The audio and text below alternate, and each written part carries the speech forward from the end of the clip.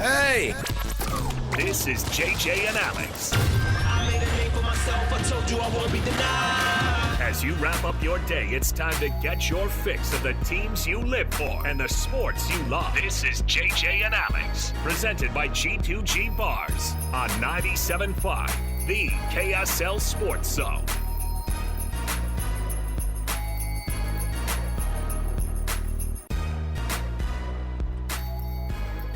Welcome on in, everybody. Happy Tuesday to you. Thanks for being with us. It is 97.5, the KSL Sports Zone. Alex, Kirry, Jeremiah Jensen, thanks for being with us. JJ, what's up, man? Oh, you got your K-State colors on. I like it. Go Wildcats. We'll be back. Don't worry. We'll be back, he says. Just a blip in the radar there. Hey, if it doesn't work out, you can always tell people that purple's in your color wheel. Let's not be trite about it. Some person flew in and told JJ, you got to wear purple on TV. Right? Yes, they actually did. You're not but again, you can bail out of TCU. You can bail out of Kansas State at any time and say TCU. I could do that too. Well, you got a good choice. I think that maybe I might be doing that here in about 3 or 4 weeks if I'm looking at the schedule. I know. Especially when TCU beats Kansas State here in a few weeks. I'm pretty high on TCU. I mean, I said it last week. Yeah. And I think that you and I going TCU Baylor on our picks, that's leading out, my guy. I think we're going to do it. It's schedule work is what it is. Here's what they have to do. Who has the easiest schedule? Do you want to? I don't do anything unless a consultant tells me to do it. Oh yeah. No.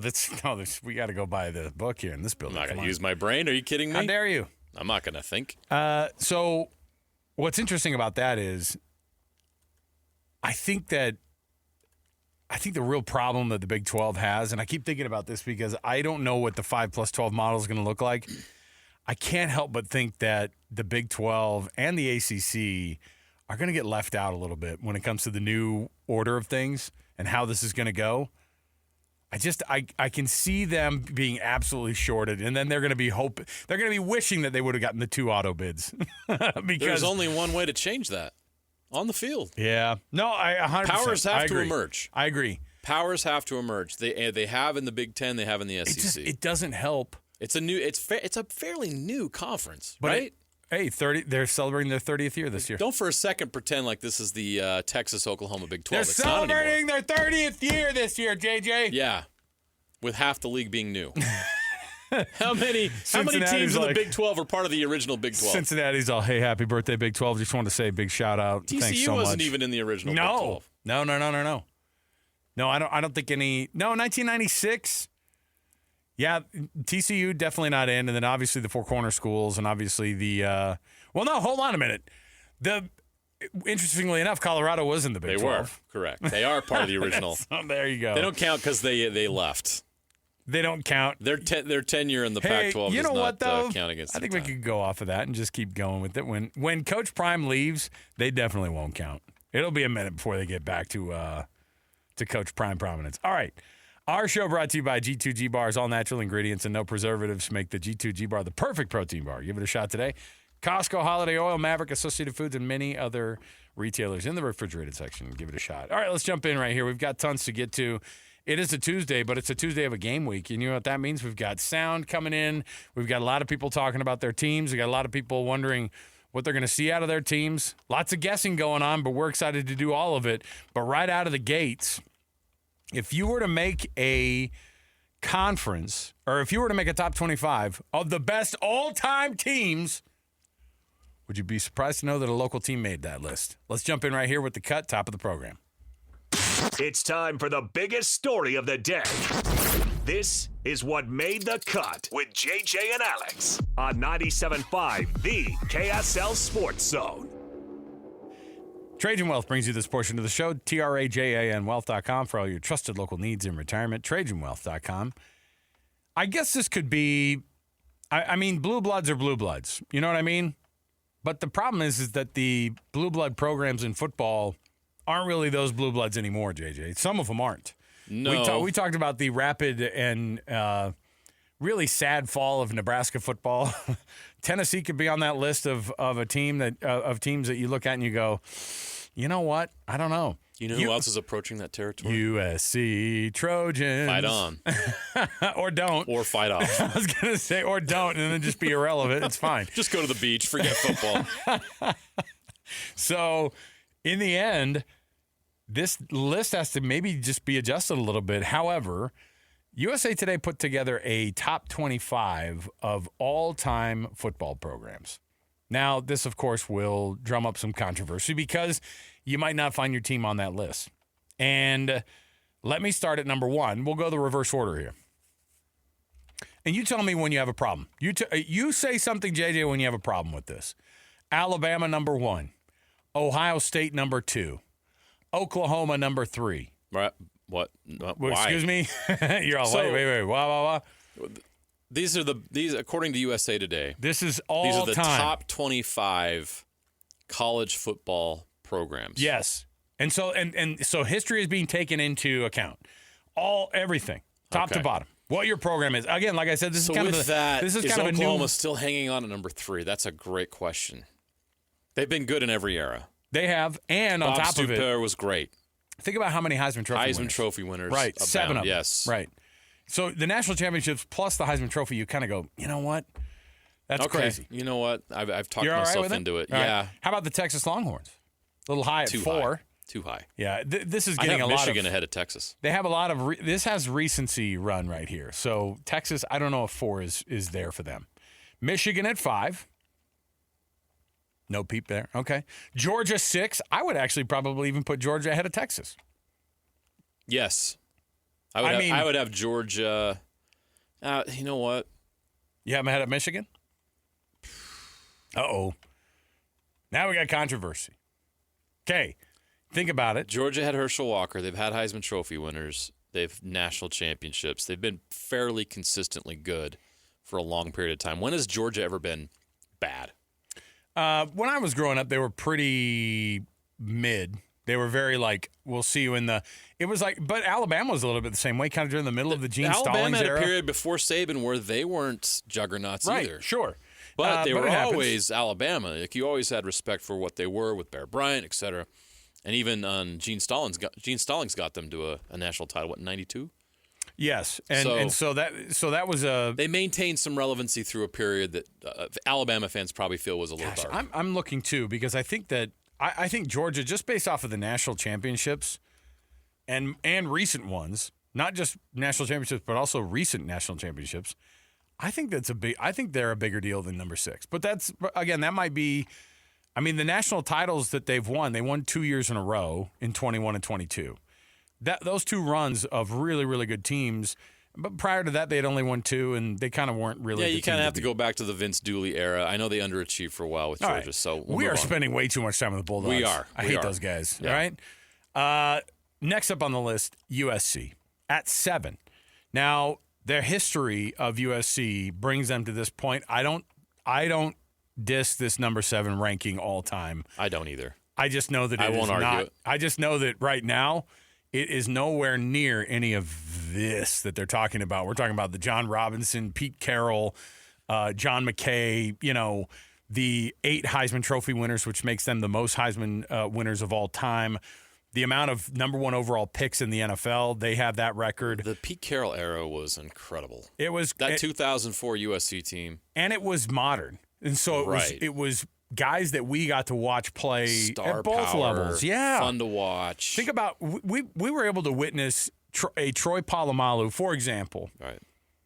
Troy Polamalu as a relatively recent college player, and then go through his entire illustrious Hall of Fame NFL career. Right. So we're kind of firmly planted that footprint right there. And I think of some of my favorite players all time from USC. I have some, I think about the Junior Seaus of the world, like Troy Polamalu. I mentioned that, but I like the Reggie Bush, Matt Leinart era. I was glad. If you loved college football, how would you deny enjoying what they did on the field? It was hard. And now part of it is that I always wanted anybody to just beat Notre Dame, and boy, they would do it. Oh, yeah. And so, speaking of Notre Dame, they're number 8. They're ahead of them. 8 Heisman winners all time at USC. That's crazy. That's a lot. Notre Dame number 8 on the list. Yeah, I'm actually surprised Notre Dame's not higher.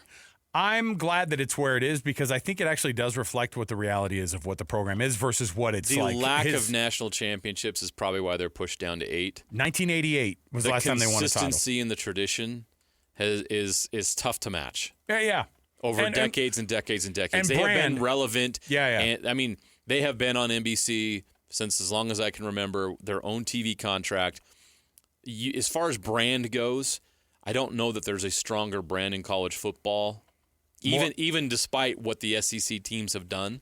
More recognizable helmets in football at all You probably say aren't Notre any. Dame, and nobody thinks of anything other than football first. Right. Yeah, absolutely. And that's a great brand to have.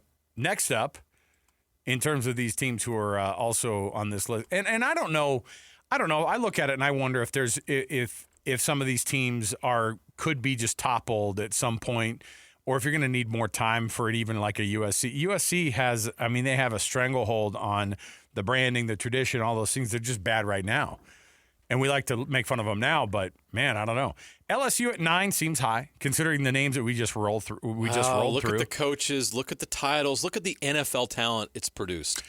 Hard not to ding Penn State, who's at 10. Hard not to move them down the list because of their recent history. I think James Franklin is underrated for what he inherited and is trying to develop at that place, and he's doing it. So kudos to him. And you have to mention, obviously, the controversy and the horrific things that happened there. And for James Franklin to move this program forward after that has been phenomenal. Yeah. And, of course, O'Brien deserves some credit for that, too, as well. Yeah, Bill O'Brien. Yeah. Florida's 11. Don't hate it. Again, a lot of recent success. I think that's a good spot for them. Yeah. Florida State 12. If it was 10 years ago, you and I would probably be like, wait a minute, hey, put them higher. 15-year-old me says they're number 6. 1 or 2. Yeah. Oh, yeah. I'm telling you, in the 80s and 90s, Florida State's brand was just – I grew up – and most kids were Florida State fans when I was growing up. Just because of Dion and all the NFL players they had. They were on TV all the time. They made the movie The Program just based off of this ridiculous program, right? So you got to understand that. Obviously, they have not been the same for the last couple decades. But. Clemson 13, high or low for those guys? Well, I think I think there's a past that people aren't aware of. But now you look at what they've done in the modern era, 2 national championships, and the players they've produced. I have no problem with them being 13. They have 22 conference titles, by the way. That's pretty good. Miami, 14. Again, 15-year-old you would be like, oh, same thing. Put them at 6. But they have been very mid over the last decade or so. Oregon, 15. You could make an argument for how big their brand is compared to this on the list. I think they are climbing as well. Tennessee, 16. Group this next 3 together of people who are absolutely falling off planet Earth. Tennessee, 16. Nebraska, 17. And Auburn, 18. Tennessee's had the recent – they got to the college football playoff last year, so I'm fine with it. There was a period of time, the Jeremy Pruitt era was abysmal, where Tennessee had hit irrelevance, but I think they're back. Nebraska's fighting back, but still not there. I think Auburn's headed in the wrong direction. Oh, yeah, I think Hugh Freeze is a mess. But still, Auburn had Cam Newton. They've had recent national titles.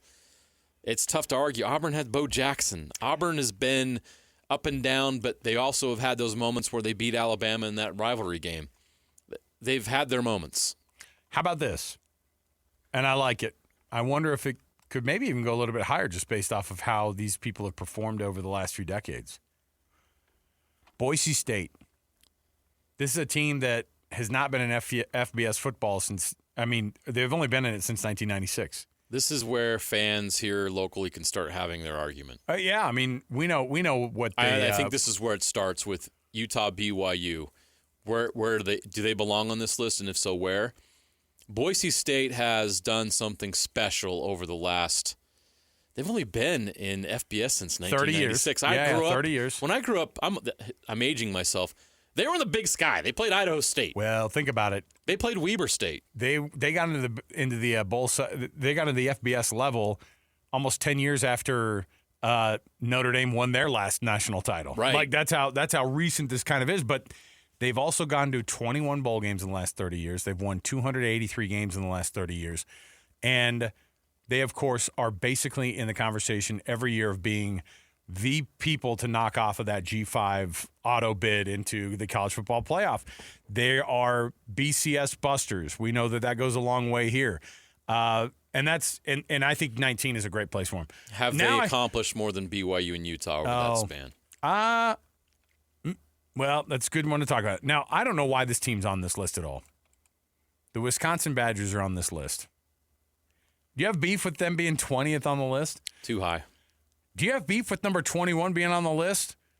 What have they done? The Texas A&M Aggies. They have done nothing. Well, national championship. I went through this a couple weeks ago. National championship, 1939. I don't think they've won a conference championship since R.C. Slocum was the head coach. Oh, boy. They had Johnny Manziel. Yeah. They've had some good players. But they've only underperformed. Exactly. Yeah. Every year. Okay, Washington's 22. I'll let you say something about that one. You tell me if that's too high or too low. When you look at the past, you consider all the great players they've had over the years. I'm okay with that. I'm definitely better than putting Wisconsin on this list ahead of Washington. Right. You know what I mean? Like, yeah. and even Wisconsin had a nice run. run. Wisconsin had a nice run, but people forget how bad Wisconsin used to be. Yeah. Michigan State at 23, I have no idea what to think about it because most of their arguments are made based off of what they did between 1950 and 1975. And that's tough because I know that there are teams, and because that's frankly what Notre Dame is, right? I would put BYU and Utah ahead of Michigan State right now. Iowa's 24.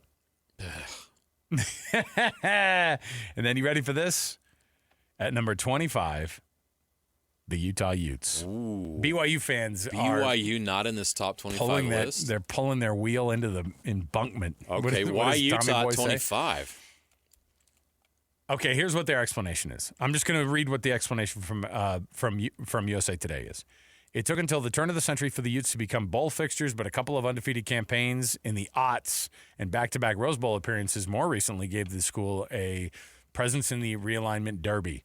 Their fans now hope last year's 5-7 finish is just a bump of the road as they forge ahead in the Big 12. Back-to-back Rose Bowl appearances is quite the flex to put yourself on a list because they also did not win either of those games. I think Pac-12 championships in those back-to-back years is a big deal. I think that everybody knows how big of a deal it was in 2004 and 2008 what they did.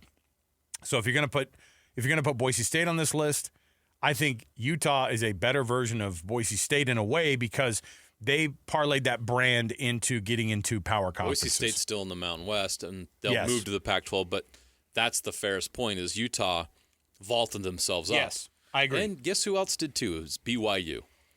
Do you think now BYU deserves to be on this list? Are you being we tend to lean toward our local teams here because I think Utah at 25 on the list, I go, great.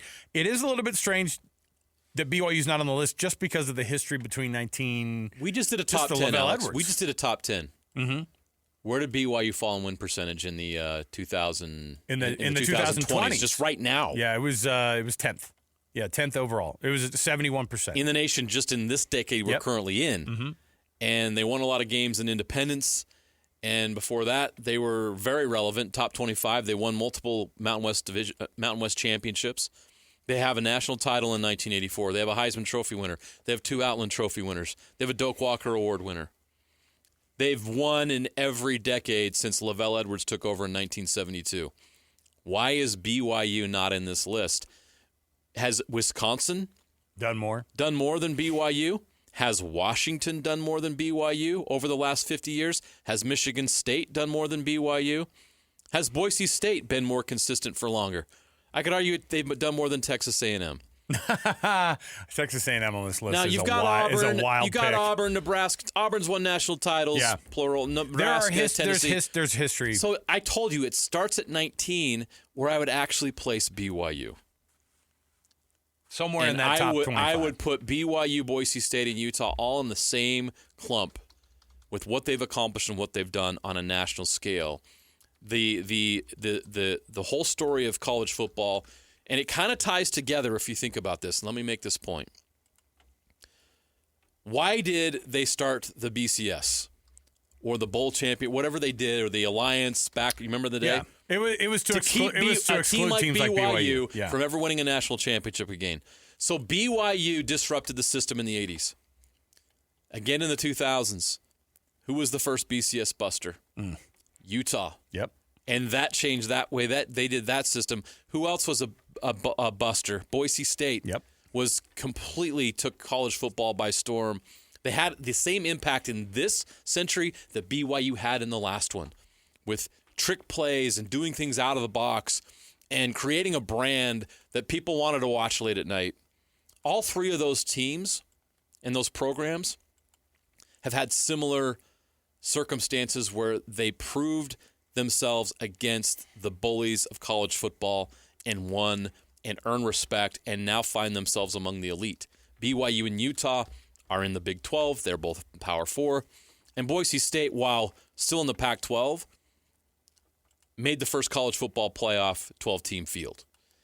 I think all three of them should be in that grouping. I go 19, 20, 21 with Boise State, Utah, BYU. You have your debate who goes higher, but they should all be included in this top 25 for the reasons I stated. So tell me, without being, like, if we were to take off our we live in the state of Utah and we cover these teams hat, are there teams outside of this conference or outside of this market that you look at and you go, how are we not talking about TCU? This team? TCU's been to a national championship. TCU has a long, long history. Oh, yeah. Obviously, they have dark times, but they also you talk about Doak Walker Award winners. They are similar that's where Doak Walker went to school. Exactly. They had to do the same thing that BYU and Utah and Boise State have had to do and climb their way up, and they've done it impressively. So I would also include them in that conversation. I just wonder if we're shorting anybody. Who's done more recently? Is there like an TCU Oklahoma or State? Iowa? Well, what has Iowa done? Yeah, it's Except hard. be slightly above average and produce really impressive NFL tight ends. They're like 8-win seasons. Thumbs up, everybody. They have great punters. But like, why not Oklahoma State, for example? Right? They've been good for a couple of decades. Enough, just right? not consistent enough. Not consistent enough. Okay. Barry Sanders, right? They've had multiple Doak Walker Award winners. They've had good seasons. I'm trying to think. I just don't think they've accomplished as many. I just wonder if we've shorted any of these other teams and other markets. I think the list shorted BYU, to be quite honest. Yeah. All right. Utah made the list though, and I have no problem with that. Yeah. BYU should be included. All right. We'll take a break here. Before we do though, tomorrow we're just trying to remind everybody the entire KSL Sports Zone on-air staff is going to be Wednesday 3 to 6 p.m. live at Kenny J's Barbecue in the district in South Jordan. Come out, check it out. Have some awesome barbecue, and we're going to talk some college football. I mean, it's just going to be – we're going to be playing the hits of stuff that is absolutely on our radar, the things that are the most important across the local side of things, the national side of things, our college football roundtable. It's an annual tradition now at this point, and I certainly hope it becomes a national or a yearly tradition at Kenny J's Barbecue as well. Meet us at the district tomorrow in South Jordan, right where the Megaplex Theater is at the district. Right across the entrance from there. That's where we're going to be at Kenny J's Barbecue in South Jordan. So get ready. We'll hang out and we'll have some awesome. We'll have an awesome time. We'll take a break here. We'll come back. Steve Bartle, our Ute insider for KSLSports.com. He's going to join us. We'll get his thoughts on all sorts of things going on at Camp Witt and how that first press conference that Witt gave this week and how this team starts to shape up now as they come into focus down at the Rose Bowl this Saturday against UCLA. Stay with us. 97.5 KSL Sports Zone. Let's go! Complete game coverage of the Cougars is right here on the KSL Sports Zone. The Cougars open the season at home at LaVell Edwards Stadium as they welcome in Portland State. Your home for the best coverage of Cougar football is right here on 97.5, the KSL Sports Zone. You're locked on to JJ and Alex, presented by G2G Bars on 97.5, the KSL Sports Zone. Covering the Utes better than anyone else. This is Ute insider Steve Bartle of KSLSports.com on 97.5, the KSL Sports Zone.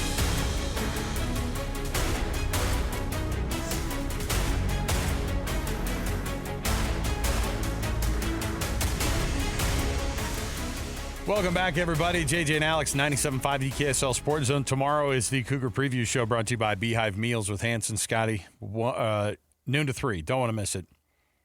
Brought to you by Beehive Meals every week, your Cougar Preview Show. Steve Bartle is our Utah Utes insider for KSLSports.com. I'm sure Kyle Whittingham is talked out, Steve, but we're not. And he had to actually talk about an opponent that they're facing this week. And you got to love when Coach has to talk about an opponent. Oh, yeah, man. It's finally some new talking points, some new conversations, some new sound bites, different things to talk about. It was refreshing. And, he kept it pretty short and sweet, even talking about the Bruins. But still, man, it was just nice to be up there at his press conference and to get some different sound bites. We've been talking so much about the same things, and we've all kind of hit that point where it's like, all right, let's get some fresh football played and some new conversations, some new topics, and I think we're all at that point. But yeah, Kyle Whittingham, I think it's pretty clear, not only hearing from him, but also the players that we talked to yesterday, that there's a lot of excitement for the UCLA game this Saturday. And everybody is kind of chomping at the bit to finally hit a different color jersey. And so I think that's basically where we're all at, is we want to see, this team hit the field and see what we've got in the Utes this season. In today's college football, it's just impossible to predict who's good and who's not. UCLA's picked to finish 16th in the Big Ten. How careful do teams have to be, and maybe it's just us, but the teams as well, in making judgments about what they're facing, especially with the lack of information and knowledge that we have about teams? How difficult is it for them to scout? Yeah, it's definitely a new era where, there's so much roster turnover. Coaches don't stay, at places. It's rare for places to have coaches in place for, more than 3, 4, 5 years. Utah, BYU, those are the exceptions, right? And so, with UCLA, they've gone through a massive overhaul from last year, and they've brought in over 50 new players, much like Utah. They've brought in a new offensive coordinator, much like Utah. They've also brought in a new quarterback. And, that quarterback, it's a little bit interesting when we've talked about Utah and having Devin Dampier coming with Jason Beck, with this Bruins squad. It's kind of interesting because, you have to study Indiana because that's where Tino Sinceri, called plays last year. So you have to, evaluate tape from Indiana to get a feel for, the scheme, formations, tendencies, and that sort of thing. But then you also have to evaluate the players. And so it's a lot of, cobbling film and from different schools and different levels of play. It's a really difficult job. But, if there's someone you can trust to put in the time, put in the effort, Morgan Scalley is going to be grinding tape, grinding film as much as anyone. And he's going to have this defense, as prepared as they can be to compete against the Bruins. But I thought Whittingham made a really important point, is that we don't know exactly what this team is going to be until we actually, see them and what they're trying to do on the field in the game. And so in-game adjustments are going to be really, really important. And I think that's going to be the biggest key for Utah in this UCLA matchup, just kind of given, again, all of the changes, all of the new faces, all of the new things that they have to take into account. It's a difficult job, but that's why these coaches get paid a lot, is to put in the time to prepare and to have the answers and the counters when they need them. Who's got the more solidified quarterback situation between Nico Iamaleava and of course Devin Dampier at Utah? Like, when you look at the ups and downs, I think just the distraction that Nico has brought to UCLA has been its own thing, but they're excited because it's a guy who's got college football playoff experience, I guess, under his belt. I don't know if it was a great experience, but I don't know what to expect. Utah fans are wondering too what Devin Dampier is going to. What's more intriguing between those two quarterbacks?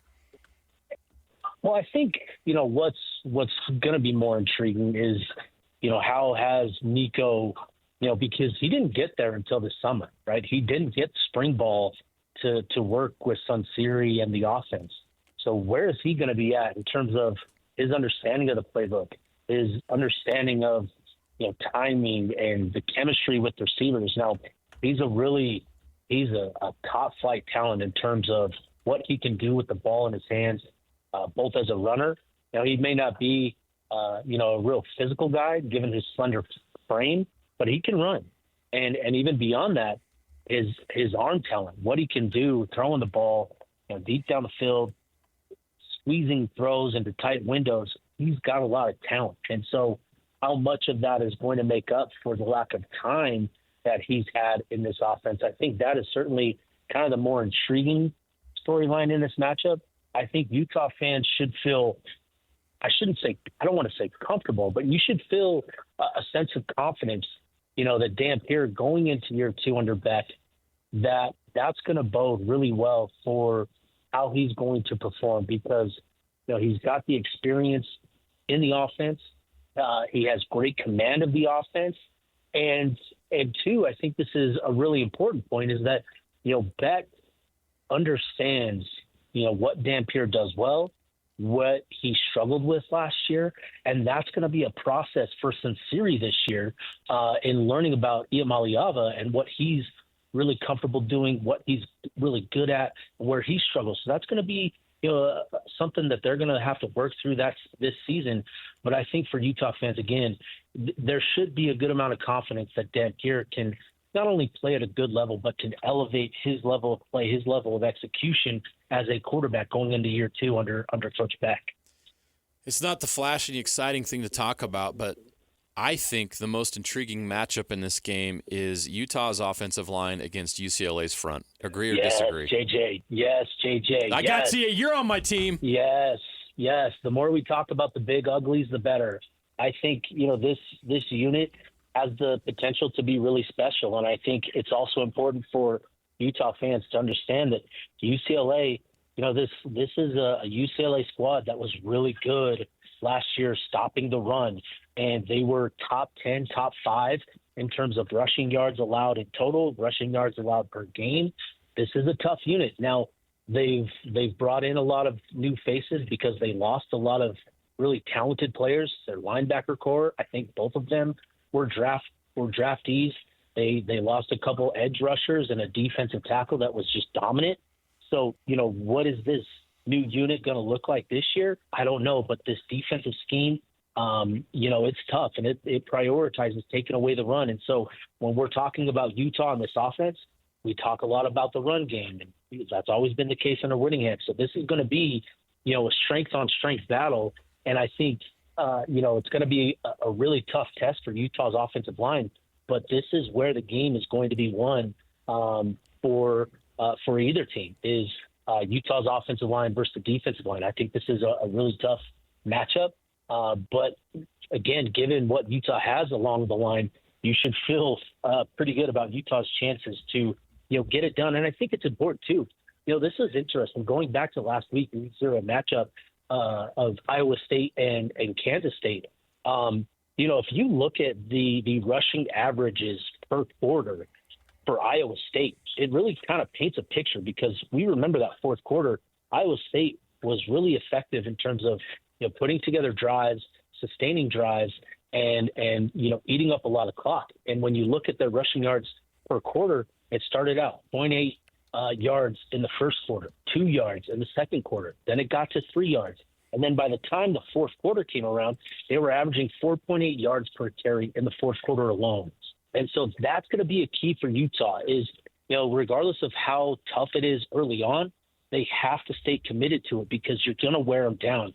And as long as they do that, I think this offensive line, has the ability to kind of not only, set the tone, but have that same sort of effect of wearing the opponent down. And I think that's going to be a really important piece. So if they don't come out guns blazing like Joe Williams in 2016, running for 60, 70 yards, that's okay. Just stay committed to the run. I think that's going to be a really important element for Utah on Saturday. We've had way too much Joe Williams 332 yard talk in this, but you know what? It's hard to forget that day. Now let me ask you this, Steve, because I think a lot of Utah fans are excited about whatever the they just want something different from last year, and I think that they know that the alternative is the Kyle Whittingham that they've come to know and love, and the Kyle Whittingham that's going to allow himself to ride off into the sunset, whether it's this year or another year, is the one that's winning. So what is the ceiling for this Utah team? Let's say this Devin Dampier offense starts to click pretty well. Like, what's the expectation then if the offense is making points every week? Yeah, I think a lot of fans just want to get back to having fun, enjoying these football games, because the last couple of seasons, it's been a lot of just grueling experiences. And obviously with injuries, watching guys go down, your favorite players go down, it adds to that, frustrating feeling, because, you don't get to watch your favorite players anymore. And so I think first and foremost, obviously, is keeping everybody healthy and upright. Because if they do that, this team, I think, has these, and especially this offense, has the potential to, I think, surprise people in terms of, its ability to produce and get production in both phases of the game. In terms of their ceiling, there's certainly some big question marks with this Utah team. And it starts first and foremost with that wide receiver position and what that is going to look like. In order for any offense to reach its max ceiling, you need a go-to wide receiver to emerge. And because you're going to get in those situations, those third and long situations where you need to go to somebody to convert, through the air. That's going to be really important for Utah to have somebody step up in that sort of role to become that go-to wide receiver. So I think Utah's ceiling is large. I shouldn't say largely dependent upon that, but in order to reach its ceiling, Utah needs someone to step up in that phase of the game. So that's going to be one thing. Another thing is obviously the defensive line and the depth along the defensive line. I think you feel good about the depth at defensive end, but defensive tackle, you've got three guys that have been in the program a couple of years, but then you've got a lot of young faces. And I'm as optimistic as anybody when it comes to Carson Kaufusi. I've been talking about him a lot this year in terms of what I think he's going to be a guy that'll, be in the rotation pretty heavily. I think he's going to be a fixture in that rotation. We've heard some good things about others in that room, Fuku Cephalona. But again, these are true freshmen. And so that's just sort of a wild card. And, with that, Carson was here for winter workouts. He was here for spring ball. So you feel like he's going to be as prepared as anyone from that freshman five to come in and help that group. But I think Utah is going to need answers at those two spots specifically to reach their ceiling. So, I think Utah can get to the Big 12 championship game. And I think, watching, some of the action last week with Kansas State, Iowa State, Kansas looks like a dangerous team with Jalen Daniels, who looks like he's kind of regained that magic that he had, in 2022. This is going to be a tough Big 12 season because there are so many teams that are going to be competing. They're going to be contending for a trip to Arlington this year. But I do think that Utah has the elite talent at certain spots. They have depth in important positions, offensive line, defensive end. They have depth at linebacker and in the secondary, and that's going to be important. Now, where's Dampier at in terms of, his development, his progress? What sort of leap does he make? That's going to be a significant factor in Utah getting to the title game. But I absolutely think Utah is not only capable of getting there, but winning. And so but again, it's going to be Utah finding those answers in order to get it to get to Arlington. And that's going to be, we won't know that until we get to see this team in action. So I think they can get there. And then, with this schedule, it's tough. It's, you've got 5 or 6 of the top contenders, at least preseason, how they were viewed, on your schedule.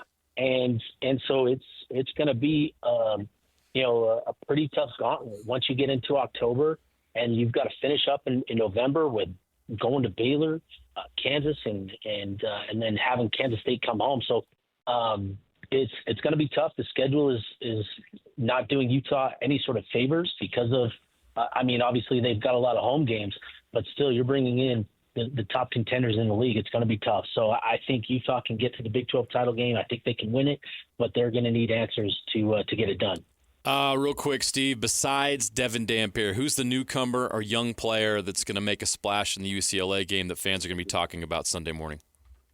Oh, man, what a great question. I think, because there are so many new faces, it's tough to pick one. I think Wayshawn Parker is going to be a guy that I think he's got star potential. When you talk about his game, how it fits in this offensive scheme and the sort of emphasis that Utah is going to put on the running back, I look at Wayshawn as being a guy that can emerge in that way.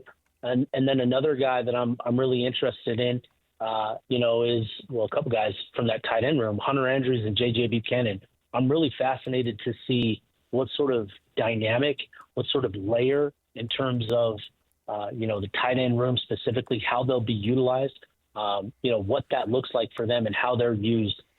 I'm fascinated to see what that looks like on Saturday. But I would probably say those three on the offense, and then defense. Rabbit Evans is a guy that I'm really excited to see this season. I think he's got some big time potential for Utah this year. Steve Bartle, Ute insider for KSLSports.com. We're looking forward to it, and we'll chat with you after Saturday, of course, when we know exactly what did happen, and then we can really break it down. We appreciate it, Steve.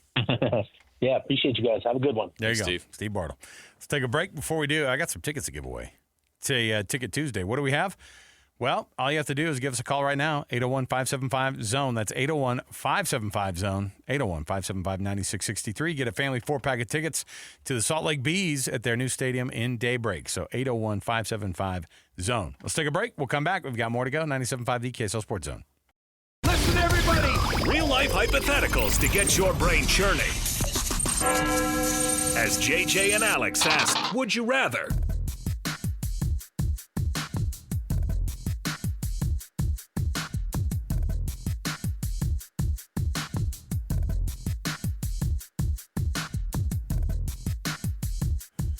Welcome back, JJ and Alex, 97.5 the KSL Sports Zone. Every Wednesday on this very station, all the way across every show, you've got tickets coming your way. It's a Win Ticket Wednesday.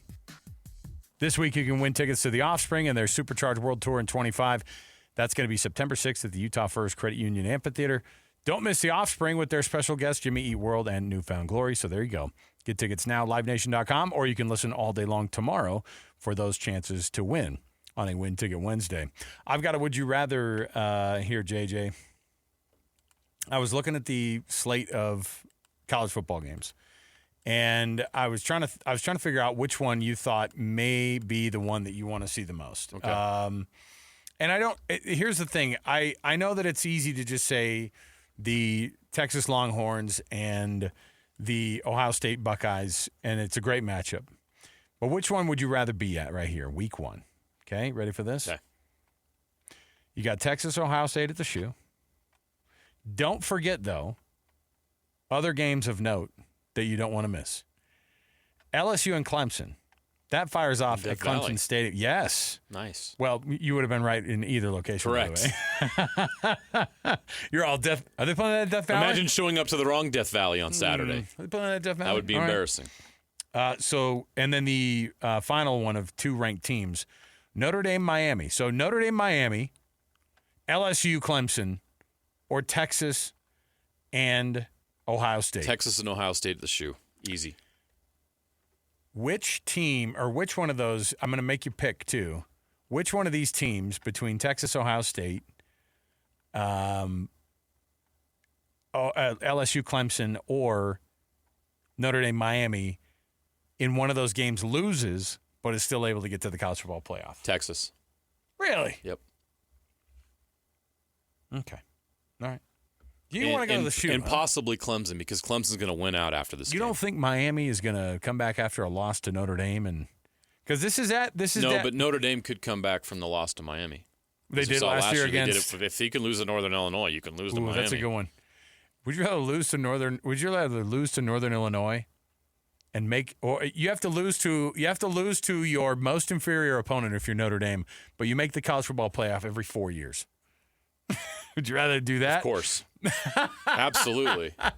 Who You're in it cares? Who every 4 remembers? years. Who cares? Oh, listen, if they lost every year to some FCS team, They made it to the national championship game. Is anybody still laughing at them about the Northern Illinois loss? I mean, we still do a little bit. Come on. But they went to the national championship game. The Huskies are like transitive national champions. We also beat Notre Dame. Yeah. All right. Let's take a break. We'll come back. We've got more to go around the corner. Let's get to some Utah State talk next. We'll get you ready not just for UTEP coming into town against the Utah State Aggies. That's at Maverick Stadium, right? They're not going down to the Sun Bowl, are they? Oof. Thank heavens. And then we got some Bronco Mendenhall sound. The very first week of the coach being the head coach for Utah State, getting ready for an actual game. So we'll talk Utah State Aggies next. Stay here, 97.5 EKSL Sports Zone. It's another battle for the Aggies, and the KSL Sports Zone has it covered. It's a season-opening home game for the Aggies as they welcome UTEP to Maverick Stadium. Your home for all the play-by-play coverage of Aggie football is right here on 97.5, the KSL Sports Zone. You're locked on to JJ and Alex, presented by G2G Bars on 97.5, the KSL Sports Zone. All right, everybody, welcome back. JJ and Alex, 97.5 EKSL Sports Zone. Alex, Kirry, Jeremiah, Jensen, thanks for being with us on the program. Our show brought to you by G2G Bars. All natural ingredients and no preservatives make the G2G Bar the perfect protein bar. Give it a shot today. Costco, Holiday Oil, Maverick, Associated Foods, and many other retailers in the refrigerated section. We've got to break down this Utah State team who's going to be taking on UTEP. It's really less about the opponent, of course, this week, and more about the fact that Bronco Mendenhall is going into a new era, now already coaching his fourth team. I mean, this guy, he said he hated transfers, JJ, but my heavens, this guy loves a transfer now. Yeah, right. Bronco Mendenhall finding a new home, of course, up in Logan. And we talked about how big of a deal it is that he's the sixth most wins in active FBS coaching right now. That's wild to say. The fifth one is Kyle Whittingham. We tend to forget. We don't forget that Bronco Mendenhall won a lot of games at BYU, but you tend to forget that kind of wherever he shows up, though, he turns programs around. He did it at Virginia. Didn't have enough time to totally do it at New Mexico, but we both feel like he's going to be at Utah State for a long time, and I think that he's going to turn that program around. And if you're an Aggie fan, you got to be super excited about Bronco at the helm, right? You're going to be a contender in a conference that has Boise State in it. Bronco will win in Logan. Promise. Maybe not this year, but he will eventually. We've both covered Bronco for a lot of years, and he gets it done. He just does. He's able to pull this thing off, and I think that he's assembling a staff that, you know, he knows how to do this. He knows how to build it, and I think no better place than a place like Logan where he can kind of half hide a little bit too. Yeah, he's like, I'm gonna kind of be over here and do my thing.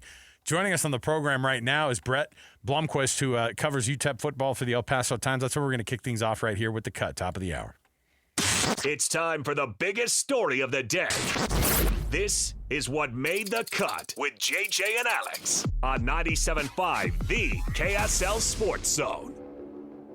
Doug Smith brings you this portion of the program, an incredible selection of Kia, Subaru, Chevy, Jeep, Dodge, or Ram, and now Mitsubishis in American Fork, Spanish Fork, and in Linden. Nobody knows cars like Doug. Bret Bloomquist covers the UTEP Miners for the El Paso Times. Bret, thanks for being with us, man. All right, good to be here. So, give us an idea what the Miners are putting on the field this year and who they're going to be bringing up to Maverick Stadium at Utah State. Obviously, when UTEP comes to town, people look and they go, hey, we can get a W against this Miner team. But how do you feel about the talent that's there at the Sun Bowl this year? Well, there's certainly, the last two recruiting classes have been, arguably the two best in school history since they started rating these things. So they got a lot of good young talent. I mean, of course, that's going to be mostly redshirt freshmen and true freshmen. So, other than that, what they're actually field against Utah State, certainly to start the game, is probably going to look a lot like what they had last year, which, they did win 3 of their last 6 games last year as part of their 3-win season after their 0-6 start. But a lot of continuity, bring back a lot of pieces. That and but with the new quarterback, and I think they're just hoping second year in the program is going to see the improvements you expect to see in the second year of a program. What do they see in Malachi Nelson? We followed his story a bit from Boise State and bounced around a little bit and finding a home with UTEP. What did he do to separate himself this year? Well, I think when in doubt, the 5-star guy's going to get a chance. And I think there was plenty of doubt after the spring. He didn't look particularly comfortable in the spring, but then looked better in the fall. He started to show that potential that obviously people saw in him a couple of years ago when he was. I think he was the highest rated quarterback in that class ahead of Arch Manning, who he's going to play against in a couple of weeks. So, he's got the arm talent. He's got the size, and he started to show a lot more comfortability. He looks like a guy now who's been in the system since the spring, and it looks like the light's starting to come on for him. But I still think expectations should be tempered. I mean, I don't know. How great he's going to be in the first game, but they just want him to take care of the football, and we'll see. But you could sort of tell once the fall started and he started settling in that he was probably going to get the chance there. A chance to go show his 5-star talent.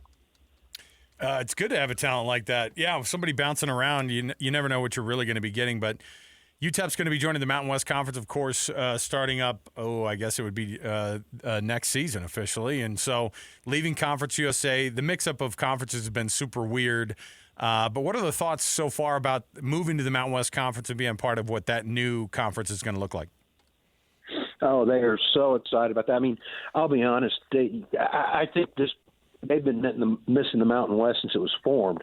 Of course, they were in that 16-team WAC that broke apart. And I think they very much identified with the schools that went to the Mountain West. UTEP was just kind of in double jail then in football and basketball, both on probation. And, when the Mountain West formed, they didn't want them. UTEP very much felt like they got left behind in a jailbreak. And I think they've been going to the Mountain West ever since. But they sure were excited when they got the call. And, you can't get here soon enough for them, although they're going to have to certainly raise as well to be more competitive. It's not as good. So they have a long ways to go, but they're excited to start that trip. What else do you know about UTEP based on personnel? It's so hard to scout teams anymore with the transfer portal and everything going on. Or who are some names we need to keep an eye on this game coming up this weekend? Yeah, I mean, there are two best skill position players coming back. Thomas, a return guy, and what they call a runner back, which is sort of a hybrid between running back and receiver. And then Kenny Odom was a top pass catcher last year, so they returned that. Then they returned a pretty good portion of their offensive line, although their offensive line, frankly, wasn't too great last year. And their recruiting class, they have like these 5 huge freshmen who the sooner they're out there on the field, the better I think UTEP's going to be. They made a move to get a lot bigger there on the offensive line, but that's going to be for the future. So that's the big issue against Utah State's going to be, can their line be improved from last year? Then defensively, they're kind of led by Katie Johnson, the defensive end. One of those, last year he did his senior day, and that was it for him. But he's a junior college transfer and ended up getting another year because of that Diego Pevia lawsuit. So, after he'd done his senior day, thought he was done, and all of a sudden he gets to come back for a 5th year. Katie Johnson, and then they got a pretty good secondary. Xavier Smith, safety, probably their best player, and cornerback Neil Campbell's a veteran hand there, and then a largely turned over linebacking core, but they feel pretty good there, and Stratton Shefeld's a big returner there for them. So they got a fair amount back from last year, which you could look at as a plus or minus, given that last year wasn't a great year, but second year in the system for everybody, and I think they expect to be a little bit better this year. Bret Bloomquist, he covers the UTEP Miners for the El Paso Times. We appreciate you giving us a little bit of insight into who's coming up to Maverick Stadium this weekend. Enjoy covering this one. It's a beautiful setting. All right, can't wait to see it. There you go, Bret Bloomquist, everybody.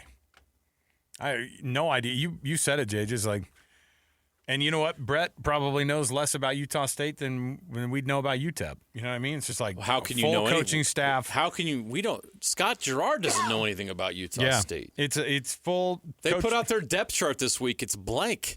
It's a blank PDF document. It said LOL at the top. They're just messing with us. No, I love it. I think it's great, but we don't know anything about Utah State. And I'm speaking to Utah State fans right now listening. I would love to do more segments about Utah State and talk about Broncos' return and all that they have coming back. We don't know who and what that is at this point. We will find out this weekend. We'll know more, and then you're going to hear more about us talking about Utah State. But this is by design. They do not want us talking about this team. It's a competitive advantage for a minute. They don't want us telling you who's standing out because they're worried that a Power 4 team is going to come in and offer a bunch of money to that kid. No, you know as well as I do, we know who the head coach is. You know who the starting quarterback is. You trust it. And that's pretty – and honestly, like, I think that those are two things that do you think those guys like each other? Bryson Barnes and Bronco Mendenhall. That's a match. We've seen the memes today. Travis Kelce proposing to Taylor Swift. Just put Bronco and Bryson. They both said just the farm talk alone. Whoa! That meme would work really well for that relationship because I think they are a match made in heaven. Here's Bronco Mendenhall. We've got some audio from him, of course, this week in his press conference. One of the things people wanted to know about was, the best player talent-wise on this team is Ike Larson, and you're going to be missing him. The suspension and what they're dealing with a guy who I think that they were hoping was going to be, a big-time leader on this team. Instead, you're going to see him missing a few weeks. Here's what Bronco said about Ike Larson missing some time. No, and I really won't comment. The comment that we released is standing, and if there's any change and if there's any change, I'll keep you posted. But the rest of it's just about the upcoming week. Gosh, it's like it's 2007 again. It's like sounds familiar, right? It's like it's 2008 again. I'm back listening to the same Bronco. Any comment on Ike Larson's honor suspension? code casualties. Oh, see, now that's the thing is like I can't tell you how many times we had to ask Bronco about I think people this know. player, that oh, player. yeah. I think people I don't miss know those days at all, by the way. No. The worst. People don't realize this, though. Like, honestly, people were getting suspended for more Bronco rules than they were the honor code. For sure. And that's happening right now. Like, Bronco has a tight freaking ship. And why wouldn't you? Like, this is serious business, and it is business. Yeah. And you can't mess around. And if you need to go talk to HR and figure it out, and this is a program that cannot mess around, and hey, by the way, has he come in and had to clean up a program before? Yes. And I'll tell you right now, this program could use an uptick of the positive and the good vibes and the positive press releases coming out, and they're going to have a lot of discipline, right? Here's Bronco on prepping for this first week against UTEP and getting his guys ready. My processes are pretty similar. I'm always looking to grow and expand and learn. There's also been lots of consistency in the 19th year of being a head coach, and so that doesn't mean just the same pattern always works, but I would say I believe in the concept of preserving the core, and then you stimulate progress around the core. So the basic approach is the same, and then the tweaks apply to sometimes what your first opponent looks like, especially if it's a new coach, especially if it's a new coordinator. Maybe it's a team that you're not as familiar with, and that sometimes has you deviate a little further outside of your core template. But primarily, and especially early, I really focus. I'm talking not only early in the season, but early in a program, how we practice, how we execute. And I'm talking about our schemes and strategies, let alone the opponent scouting report. Man, we aren't going to know a lot about Bronco, but when they put film on these, on the field and what's going on here, I would anticipate they'll be pretty ready. But I mean, what's a reality expectation for a team like this? I'm not even talking wins and losses necessarily, but I'm talking about like, when should a team start to make a turnaround and start to figure some things out? And last year was a down year. And I think that people should prepare themselves for the possibility of another down year, just because fixing the issues that were needing to be fixed go a lot deeper than just adding some guys from the transfer portal. It depends on a number of factors. I think it depends, number one, on the amount of talent you've been able to gather. I think it helps a lot that they have a veteran quarterback that they can lean on. And they're not going to roll a freshman or sophomore out there in this situation with everything new. Bryson Barnes has made 30-plus game appearances and starts. So that's going to help them a lot. The fact that this coaching staff, a lot of these guys have worked together for quite some time and know each other pretty well, I think that helps too. And so other than that, it's hard to tell because, 86 new players? That's insane. That is bonkers. That is insane at the college level. You're talking about literally almost 90% of a roster in college football that you're adding. That's also good because this is a completely fresh start for Utah State football. Everything that happened last year is in the past. There are a very small amount of players that are left from last year that have been retained, and those guys want to be there and have embraced what Bronco's doing. And if they haven't, then they've been asked to leave or they've been suspended or whatever. Like you have to totally be all in, and I think he's got 100+ guys that are. And when that happens, you can have success a lot faster than you think. It's just hard for us to know because it's hard for us to evaluate the talent level. We know the names on there. You can start looking deeper and, okay, what did this guy do in high school? But how it all comes together, well, that's a mystery, and that's going to be determined. But you trust what Bronco's done. You trust the track record. You trust the people he surrounds himself with. You trust the hires of the coaching staff. And you believe that it's going to be sooner than later that it clicks. Now, that could be game 1. It could be game 6. It may not be until 2026 when they join the Pac-12. We don't know. But you know it's going to happen. You trust Bronco and his system because it's worked everywhere he's been. Fans are impatient, though.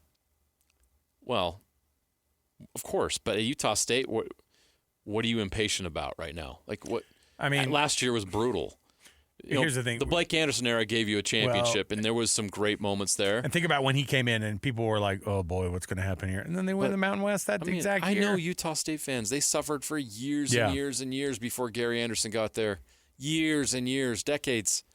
They can suffer for 6 games or a year if it means having Bronco Mendenhall take this program off and have it up and running first year in the Pac-12 and contending with Boise State for a championship in that league. So Malachi Nelson, former 5-star recruit, he's going to be the starting quarterback for UTEP. Here's what Bronco had to say about the quarterback battle. They were preparing for a couple different ones.